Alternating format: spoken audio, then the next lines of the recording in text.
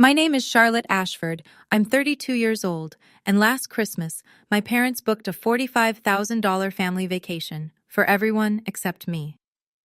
Instead of a plane ticket to Aspen, my mother left me a note on the kitchen counter. Water the plants, feed the dog, pick up our dry cleaning. I found that note next to the receipt. 4 ski passes, a 5-star suite, spa treatments, private lessons for my brother, $45,000 for a trip I wasn't invited to. That was the moment I stopped being their unpaid servant. I stopped watering, I stopped cleaning, and I started planning. 3 weeks later, at their New Year's brunch, 40 guests, champagne flowing, I handed them a document that made my mother collapse into her chair. Before I continue, please like and subscribe, but only if this story resonates with you. Tell me in the comments, where are you watching from right now? Now let me take you back to December 15th, the day I found that receipt. I was sitting at the kitchen table, laptop open, spreadsheets glowing on the screen, working from home, or rather, working from my parents' home, the house I'd lived in my entire life.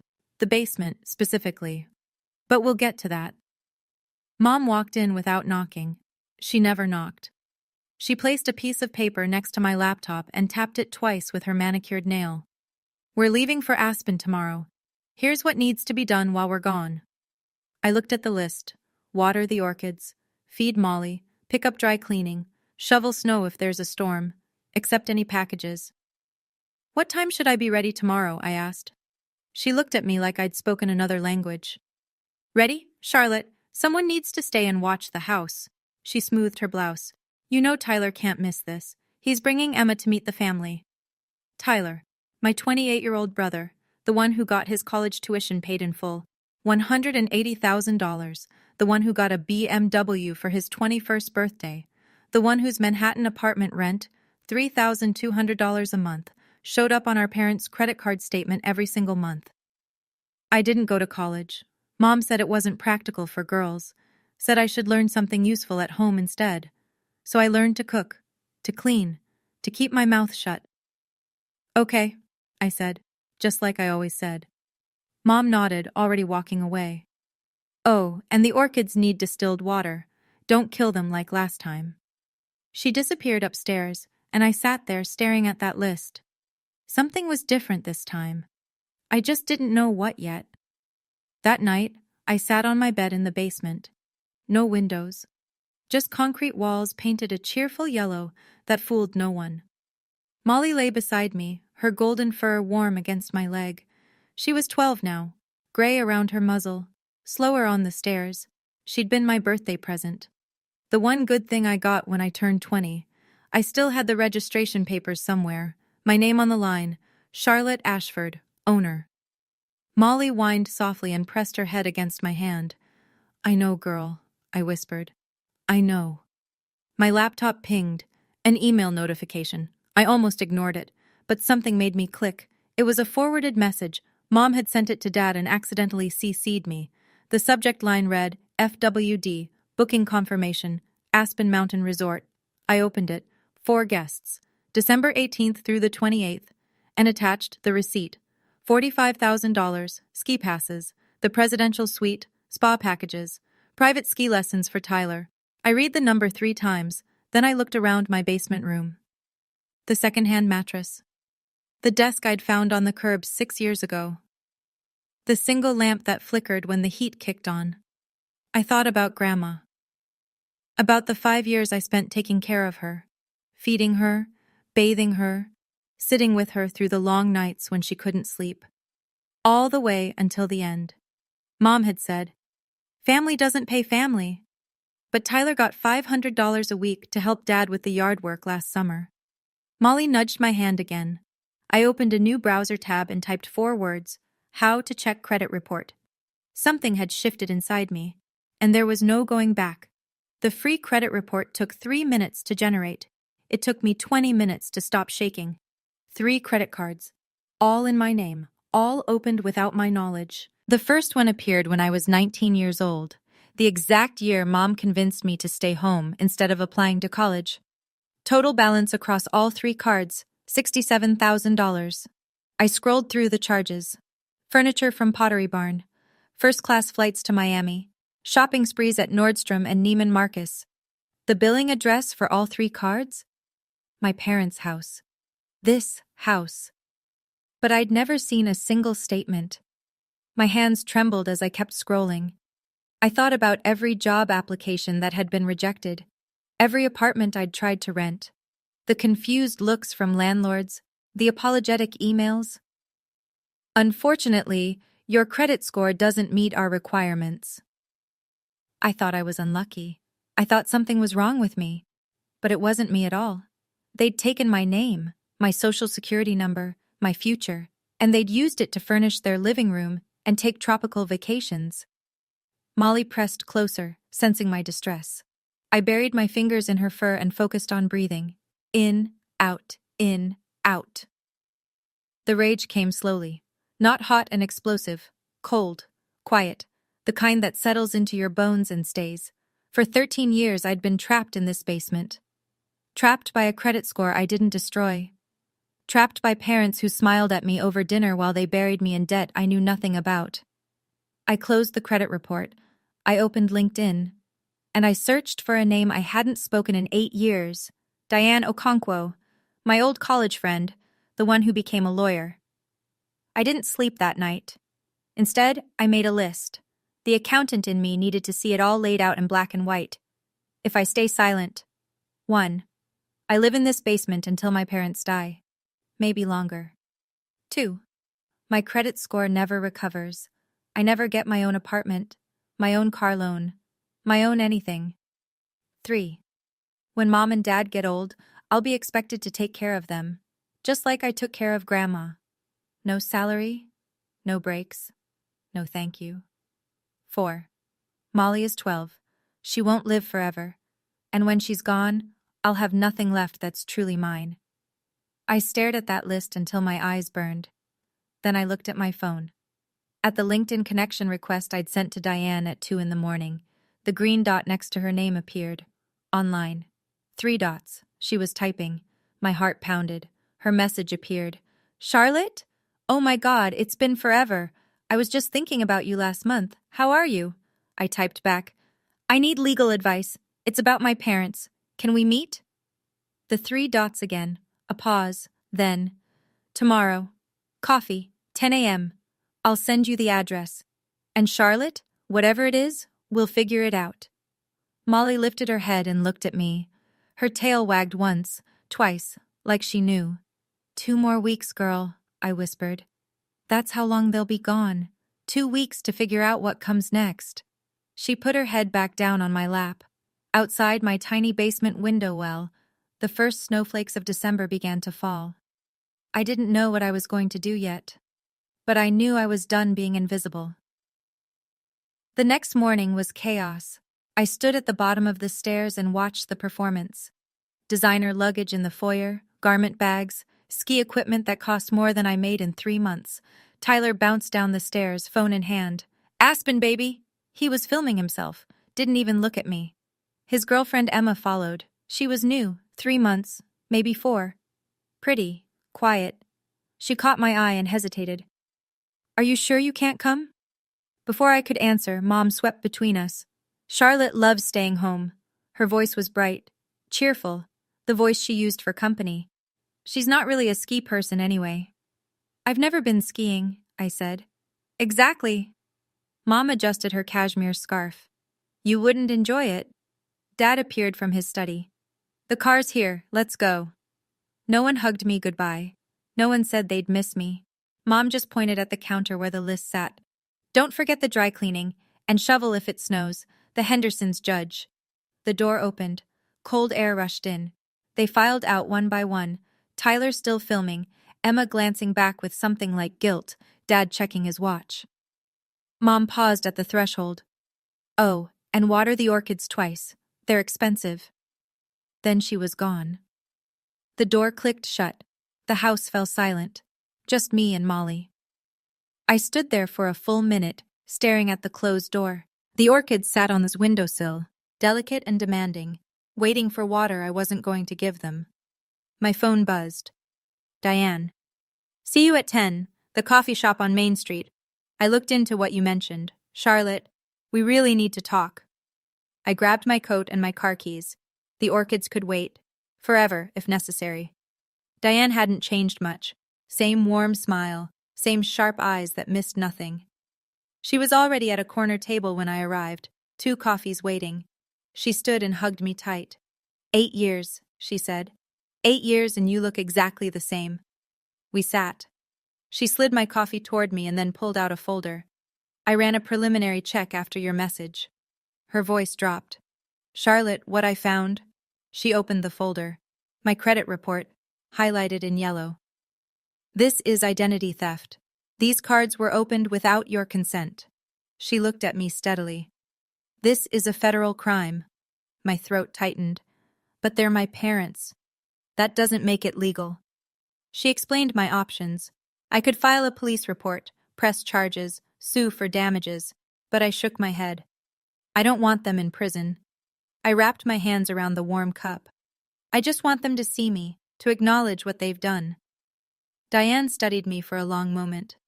Then we do this differently. She pulled out a legal pad. You told me you took care of your grandmother for 5 years. Full-time care, right? Did your mother ever put anything in writing about compensating you? I thought back. The endless nights, the bedpans, the medications, Mom promising it would all be worth it. There's an email, I said slowly. She said she'd make it up to me when Grandma got better. Grandma never got better. No, she didn't. Diane nodded, writing quickly. That email could be considered a verbal contract in writing, and Charlotte, she looked up. Have you ever heard of a mechanic's lien? I shook my head. Then let me explain how we're going to get you seen. 2 days later, I sat in a cramped office across from Marcus Smith. He was a CPA who specialized in family financial disputes. Diane's referral, gray-haired, glasses, the kind of man who'd seen everything and judged nothing. A stack of papers sat between us. Let's calculate what you're owed, he said, pen ready. We started with the housework.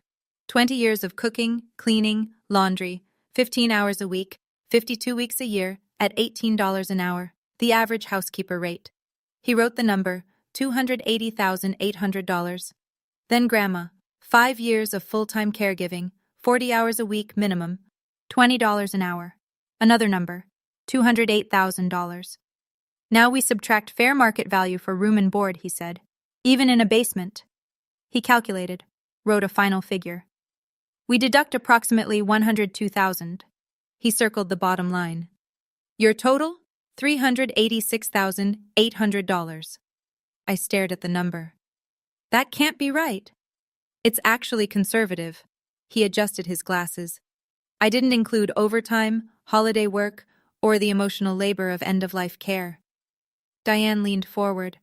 And that's before the $67,000 in credit card debt. Marcus flipped to another page. Speaking of which, I found something else. One of those cards is still active. What? Someone made a purchase 3 weeks ago, a spa treatment in Miami. I felt the floor tilt. They're still using it? Still using you. Marcus closed the folder. Charlotte, your parents didn't just exploit your past. They're exploiting your present. Diane touched my arm. We can stop this. We can make them see, but only if you're ready. I thought about the orchids dying on the windowsill. I thought about Molly, waiting for me at home. I'm ready. That night I went hunting. Not for evidence, for proof. I pulled out the cardboard box I kept under my bed, the one labeled Charlotte's stuff in faded marker. Everything I owned that mattered fit inside it. First I found Molly's papers, the registration certificate from the county, her name, my name, our address. Owner, Charlotte Ashford. I photographed it, saved it to the cloud, emailed a copy to Diane. Then I kept digging. Beneath old birthday cards and a dried corsage from prom, I found it. A printed email from 2019, the year Grandma's health took its final turn. Mom's words stared back at me. I know this is a lot to ask, but family takes care of family. When Mom gets better, we'll make it up to you. I promise. We'll figure out something fair. Grandma died 14 months later. Nothing was ever figured out. Nothing was ever fair. I photographed that too. Then I sat back on my bed and looked around the basement. 10 years I'd lived here. 10 years of hand-me-down furniture and borrowed dreams. The walls felt smaller than ever.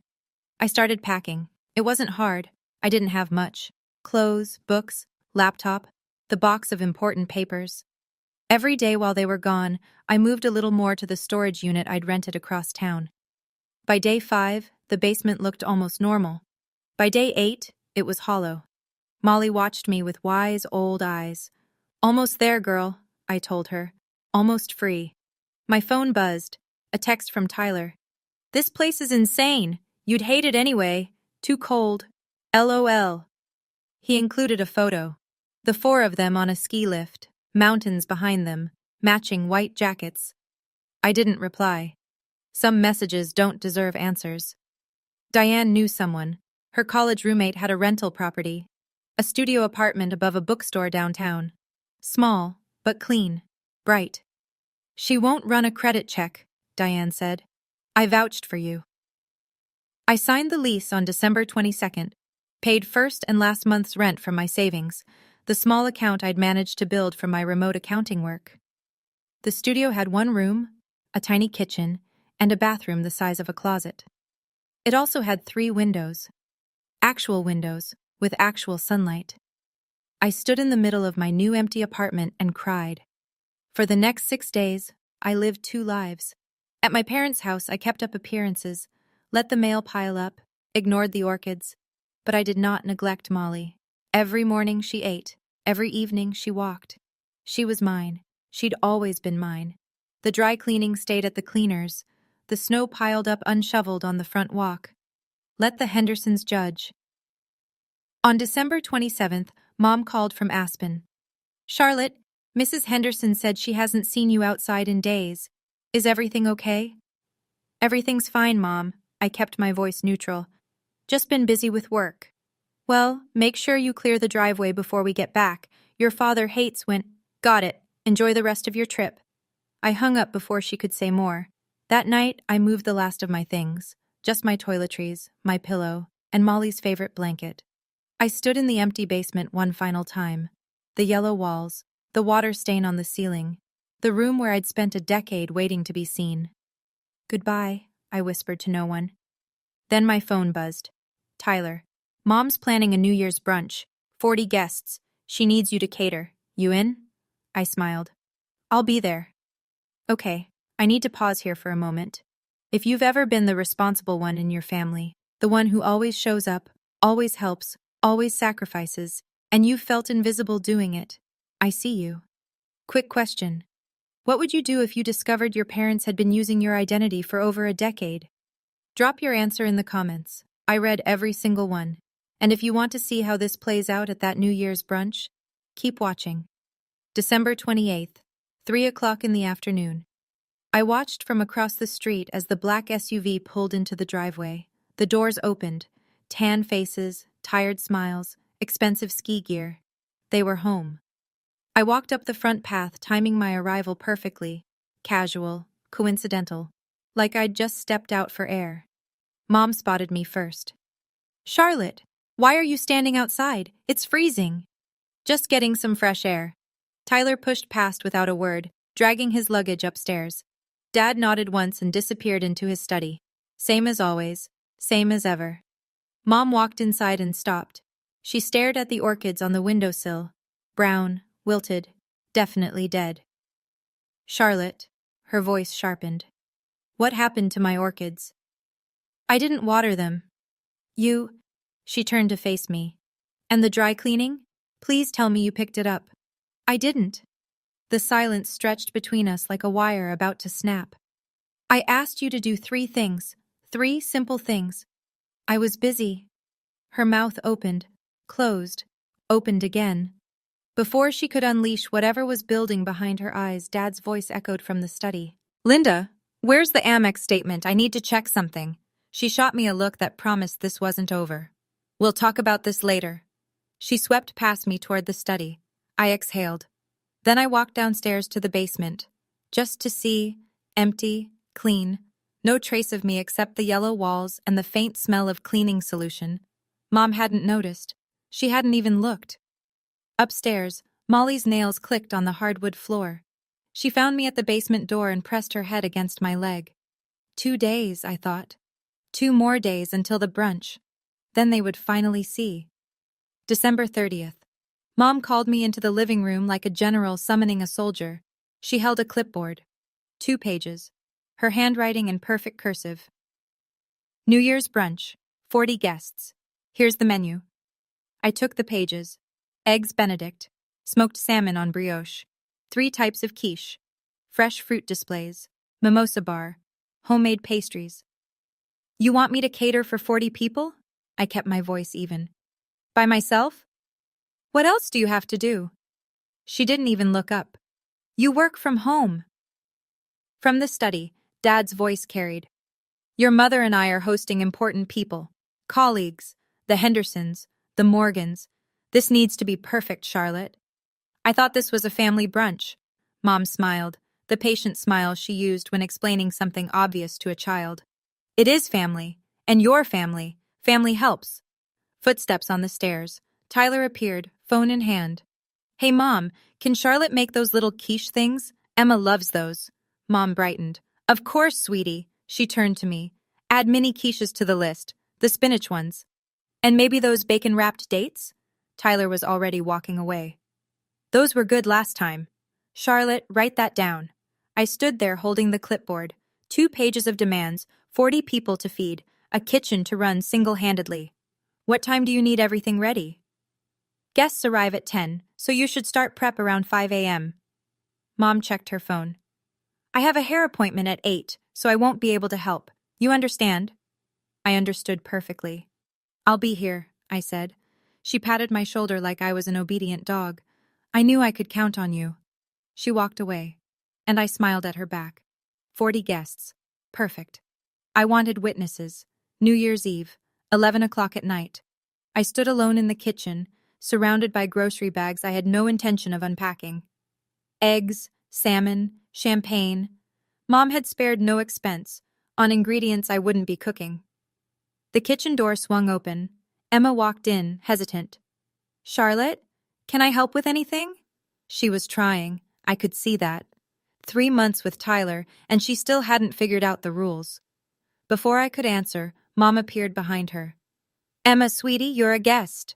The warmth in her voice was almost convincing.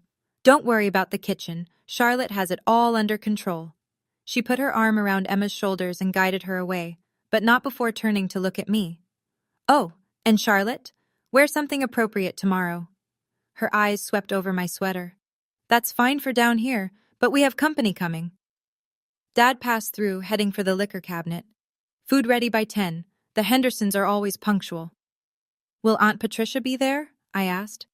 Mom's expression flickered. Just for a moment. Yes, unfortunately. She examined a champagne bottle. Just ignore whatever she says. You know how she is. How she is? Dramatic. Always stirring up trouble. I thought about Aunt Patricia, Dad's sister, the one who'd always looked at me with worried eyes at family gatherings, the only one who'd ever asked, Are you okay, honey? You seem tired. I'll keep that in mind, I said. Mom nodded, satisfied, and swept out with Emma in tow. I looked at the clock. 12 more hours. The manila envelope was already in my car, the paperwork signed, the lien filed. All that remained was the delivery. I turned off the kitchen light and went to spend one last night in my new apartment. Molly was waiting. January 1st, 8 in the morning. I wasn't there when Mom came downstairs expecting to find me at the stove. But I heard about it later, from Aunt Patricia. Mom walked into the kitchen, empty, cold, no food prep, no Charlotte. She called my name, then called it louder, then screamed it. She ran to the basement, threw open the door. Nothing, no bed, no desk. No clothes, just bare walls and the echo of her own voice. Molly was gone too. Mom's panic was immediate. She called Dad, called Tyler, called my phone 16 times. I didn't answer. By 9:30, Mom had ordered emergency catering from the most expensive restaurant in town. Triple the price for holiday rates. She was setting out store-bought pastries when the doorbell rang. Aunt Patricia, an hour early. I thought I'd help set up. She told me later what she saw. Linda's hands shaking, Richard pacing by the window, Tyler asking, "Should we cancel?" "We're not canceling anything," Mom hissed. "I've spent weeks planning this. Charlotte is just... she's being dramatic. She'll show up." Guests began arriving at 10. The Hendersons, the Morgans, colleagues, old friends. 40 people filling the living room with small talk and champagne. Someone asked about me. "Where's Charlotte? I've heard so much about her." Mom's smile didn't waver. "She's not feeling well, resting upstairs." It was 10:45 when the doorbell rang again. Dad frowned. "We're not expecting anyone else."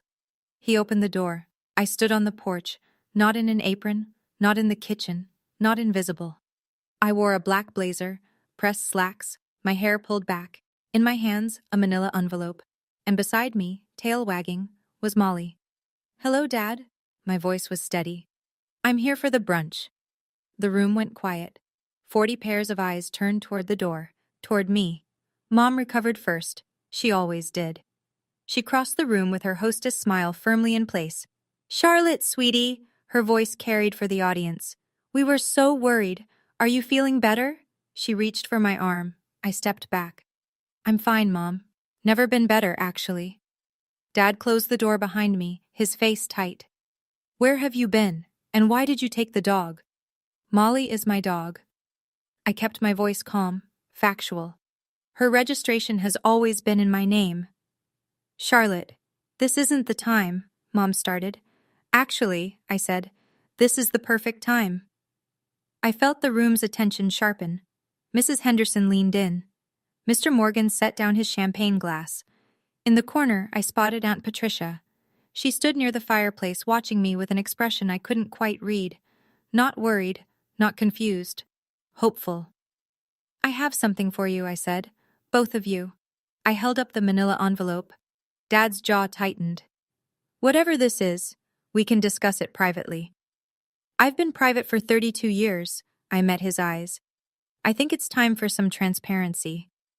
Tyler rose from his seat by the window. "Sis, what are you doing? You're embarrassing Mom and Dad." I turned to him. My brother. The golden child. The one who'd never had to fight for scraps of attention. "I'm not here to embarrass anyone, Tyler." I opened the envelope's clasp. "I'm here to be seen." Mom's smile was cracking. Dad's hands were clenched at his sides. The room held its breath, and I pulled out the papers that would change everything. I handed the papers to Mom. Her hands were steady when she took them. They weren't steady for long. She scanned the first page. The color drained from her face. "What is this?" "It's an invoice." I clasped my hands in front of me. "For 20 years of unpaid domestic labor, housekeeping, cooking, cleaning, caregiving for Grandma, all calculated at fair market rates." Dad snatched the papers from her. His eyes darted across the numbers. "This is ridiculous. $387,000? I rounded down, actually." Whispers rippled through the room. I heard fragments. "Did she say unpaid? How much?" "For cooking and cleaning?" Mom's voice turned shrill. "We're your parents. We gave you a home." "You gave me a basement." I didn't raise my voice. I didn't need to. "No windows. For 10 years. Dad was still reading. "This is absurd. We'll never pay." Turn to page 3. His face shifted. Whatever he saw there made him go pale. "You put a lien on our house?" The whispers became murmurs. Someone gasped. "A mechanic's lien," I confirmed. "For services rendered. I have documentation, including an email from you, Mom, promising to compensate me for taking care of Grandma." Mom clutched the arm of a chair. "That wasn't... I didn't mean... You never do." I nodded toward the papers. "Page 4. Dad turned the page. Mom read over his shoulder, and then she sat down, hard. "That's my credit report," I said loudly enough for everyone to hear, showing 3 credit cards opened in my name, without my consent, $67,000 in debt I knew nothing about. The room went dead silent. "Identity theft," I said. "A federal crime." Dad opened his mouth, closed it, opened it again. For the first time in my life, he had nothing to say. "Okay, This is the moment. Charlotte is standing in front of 40 people, about to see the consequences of her 20-year silence finally hit her parents. If you're on the edge of your seat right now, hit that like button. It really helps the channel. And I'm curious, do you think what Charlotte's about to hear is the apology she deserves? Or will her parents double down? Let me know in the comments. Now, back to the brunch. The silence broke when Aunt Patricia stepped forward. Her heels clicked against the hardwood floor. Every head turned to follow her. Charlotte is telling the truth. Mom's head snapped up. Patricia, stay out of this. I've stayed out of it for 20 years. Patricia's voice didn't waver. I watched you treat this girl like a servant, Linda. I watched you fund Tyler's entire life, while Charlotte couldn't even go to community college. Dad stepped toward his sister. This is not your concern. It is my concern. Patricia crossed her arms. Because I'm the one who paid for Charlotte's accounting certification 3 years ago, behind your backs. I stared at her. You never told me. I wanted to. Her eyes softened when she looked at me. But Linda said if I interfered again, she'd cut me off from the family. The murmurs grew louder. I saw phones being pulled from pockets. Mrs. Henderson was already edging toward the door, clutching her purse. Mom tried to salvage the room. Everyone, please. This is a family matter. Mr. Morgan stood up. Richard, I think we should go. This seems personal. One by one, guests began leaving. Quiet apologies, embarrassed nods. No one wanted to stay for the aftermath. Emma rose from her seat near Tyler. She walked toward me, not toward him. I'm so sorry, she said quietly. I had no idea. Then she walked out the door. Tyler called after her. Emma, wait! She didn't look back. Within 15 minutes, the room was nearly empty. Just family now. Mom, still sitting in her chair. Dad, still clutching the papers. Tyler, staring at his phone. Aunt Patricia, standing beside me. And Molly, pressed against my leg, her tail no longer wagging. The reckoning had begun. The front door closed behind the last guest. The silence that followed was deafening. Mom finally spoke. Her voice cracked. How could you do this to us, in front of everyone? I looked at her, really looked, at the mascara starting to run, at the careful facade crumbling. How could you do this to me? For 20 years? Dad threw the papers onto the coffee table. We raised you. We gave you a roof over your head, food, clothing, everything.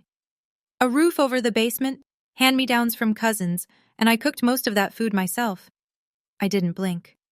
While you were using my social security number to fund your lifestyle. That was for emergencies, Mom started. Spa treatments in Miami? I cut her off. That was 3 weeks ago, while you were in Aspen. She flinched. Tyler finally looked up from his phone. I didn't know about the credit cards, I swear. I believe you. I turned to him.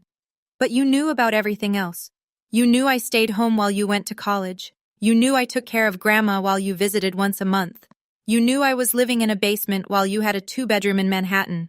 He dropped his eyes. No denial, no defense. I picked up Molly's leash from where I'd set it by the door. I'm not asking for the money, I said. I never expected you to actually pay $400,000. Mom looked up with a glimmer of hope. But I am asking for acknowledgement. For you to see me, to see what you've done. I clicked the leash onto Molly's collar. And even if you never do, I'm done waiting. I turned toward the door.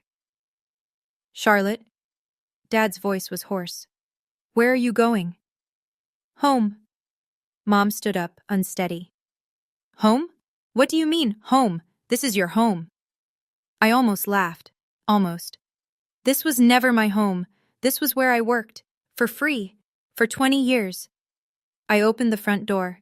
Cold January air rushed in. Wait. Mom's voice pitched higher. You can't just leave. What about the lien? You can't expect us to actually... The lien stays. I kept my hand on the doorknob. Until the credit card debt is paid off. $67,000. You have 90 days. Dad stepped forward. And if we refuse? Then the lien remains on your property. You won't be able to sell, won't be able to refinance. I shrugged. That's how liens work. I'm sure you know that, Dad. You worked at a bank for 30 years. His face reddened. This is extortion. This is accountability. I met his glare without flinching. Something you've avoided your entire life. Aunt Patricia moved to stand beside me. I'll walk you out, honey. Patricia, if you leave with her, Mom's voice held a warning. You'll what, Linda? Patricia's smile was tired but real. Cut me off? I think I'll survive. We stepped outside together. Molly trotted between us, tail wagging again. Behind us, I heard Tyler's voice. What are we going to do? And Mom's response harsh and brittle. We'll fix this. We always fix things. But she couldn't fix this. Not the debt, not the witnesses, not the years of silence finally broken. At my car, Patricia hugged me. I'm proud of you. I should have said something years ago. You're saying it now. I hugged her back. That's what matters. I loaded Molly into the back seat, started the engine, and drove toward my apartment with windows, toward the rest of my life. 1 week later. I sat in my studio apartment, sunlight streaming through all 3 windows. Molly lay in her favorite spot, the patch of carpet where the afternoon light pooled warmest. My phone buzzed. Diane. Have you seen the neighborhood Facebook group? I hadn't. I'd been avoiding social media, but curiosity won. Someone had posted about the incident at the Ashford house. No names, but everyone knew. I scrolled through the comments. I always thought something was off about that family. Poor girl, she was always so quiet whenever I saw her. I heard the parents opened credit cards in her name? That's illegal. No wonder she never moved out. They trapped her. I closed the app. There was no satisfaction in it, just a hollow ache. Another notification. A number I didn't recognize. Charlotte, this is Emma. I broke up with Tyler. I stared at the screen. He tried to defend your parents, said you were being dramatic, that you'd always been jealous. I couldn't be with someone who thinks that way. A pause. 3 dots. I'm sorry I didn't see it sooner. If you ever need a friend, I'm here. I read the message twice. 3 times. I didn't reply. Not yet. But I saved her number. Molly lifted her head, looked at me, and sighed contentedly. I know, girl, I murmured. We're okay. My phone buzzed again. This time, an email. From Richard Ashford. Subject, we need to talk. I didn't open it. Not today. Instead, I made myself a cup of tea, sat by the window, and watched the winter sun sink behind the buildings. I hadn't destroyed them. That was never the point. I just wanted to be free. And for the first time, I was. I agreed to meet Dad a week later. Neutral ground, a coffee shop downtown. Diane's advice, public space, keep it short, don't give anything away. He was already there when I arrived, sitting in a corner booth, looking older than I remembered. Charlotte. He half rose, then sat back down when I didn't move to hug him. I slid into the opposite seat. You wanted to talk. Your mother is devastated. I waited. She hasn't slept, won't eat. The neighbors keep asking questions. Is she devastated about what happened? Or about what people think? He didn't answer. That was answer enough.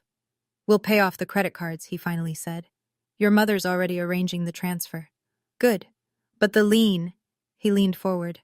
That goes too far, Charlotte. We're your parents. Parents who used my social security number when I was 19. Parents who let me believe I was worthless for a decade. I kept my voice level. Parents who took a $45,000 vacation and left me a chore list. He flinched. We thought you were happy. You never complained. Because every time I tried, you made me feel guilty. I quoted his own words back to him. After everything we've done for you, what exactly did you do for me? He stared at his coffee. Silent. I stood up. The lien stays until the debt is cleared. After that, I'll have it removed. Wait, his voice cracked. Your mother wants to see you. I paused. I know, I said, but I'm not ready. Maybe I never will be. I walked out, didn't look back. The January wind was cold on my face, but the sun was bright, and for the first time in 32 years, I could breathe. 2 months passed. The notification arrived on a Tuesday. A deposit into my bank account. $67,000. I called Diane. They paid it. All of it? All of it. She was quiet for a moment. How do you feel? I looked out the window. Sun on snow, Molly snoring on her bed. Relieved, sad, both. The consequences rippled outward. I heard about them from Aunt Patricia during our weekly dinners. Mom had resigned from her social club. For health reasons. Dad stopped attending the community board meetings he'd chaired for a decade. Tyler lost his job, unrelated, just bad timing. But he blamed me anyway. In a text I didn't respond to. The lien was removed. Clean, official, done. My credit score started its slow climb upward. Diane said it would take a year, maybe more. But it was moving. For the first time in 13 years, it was moving in the right direction. I got a raise at work, a small one, but it felt like a vindication. Aunt Patricia brought me a plant for my windowsill, a jade succulent. These are impossible to kill, she said, even for people with black thumbs. We laughed. It felt good to laugh. One evening, my phone buzzed, a text from Tyler. I'm sorry for everything. Can we talk sometime? I stared at the message. At the tiny crack in the wall he'd spent years building. I typed back, not yet, but maybe someday, when you're ready to actually listen. He responded with a single word. Okay. Progress. Microscopic maybe, but real. Molly lifted her head and looked at me with those wise old eyes. We're getting there, girl, I told her. She wagged her tail once. We were getting there. 6 months after the brunch. I'd upgraded to a larger apartment. Same building. Same landlord who believed in me before my credit score did. This one had a balcony. Molly and I sat there on summer evenings, watching the sun set behind the city skyline. She was slower now, more gray around her muzzle, but content. The letters from Mom kept coming.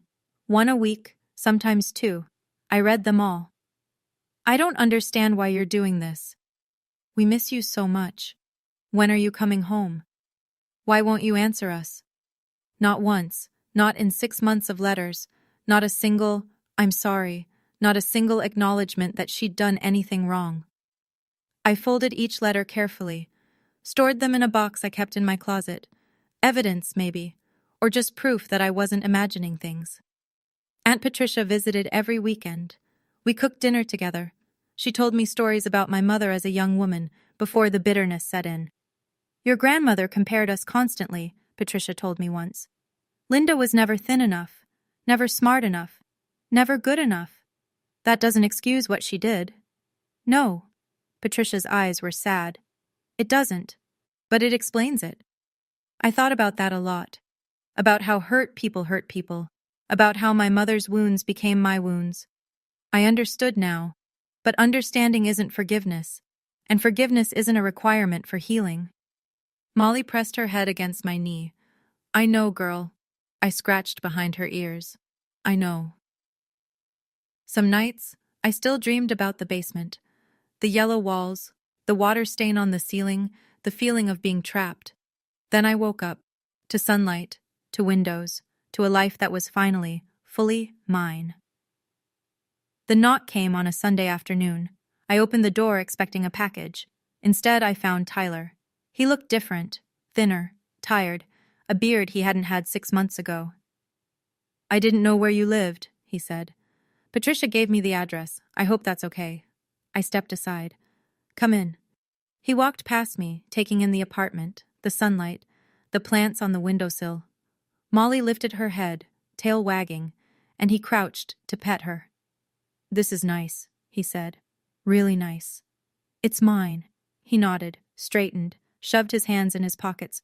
I was an asshole. The words came out rough. My whole life, I didn't see it because it was easier not to see it. I know. Mom and Dad want me to convince you to come back, to make peace. I waited.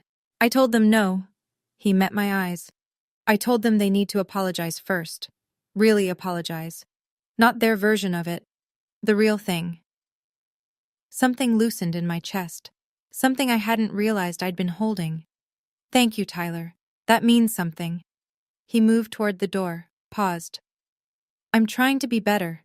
It's hard. I know. I offered him a small smile. But you're trying. That's more than they ever did. He left. I watched him walk down the hallway. My brother. A stranger I was, maybe, slowly, getting to know. I closed the door. Molly trotted over and pressed herself against my legs. I knelt down and wrapped my arms around her, felt her warmth, her heartbeat, 12 years of unconditional love.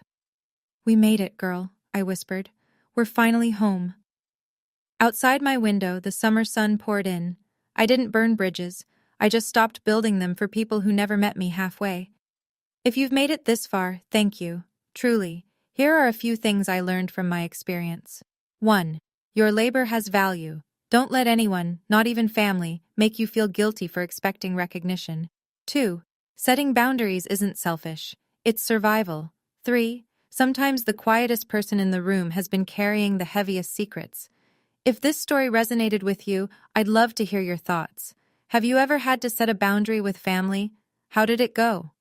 Drop a comment below, like, subscribe, and check out the video in the description for another story about family, boundaries, and unexpected turns.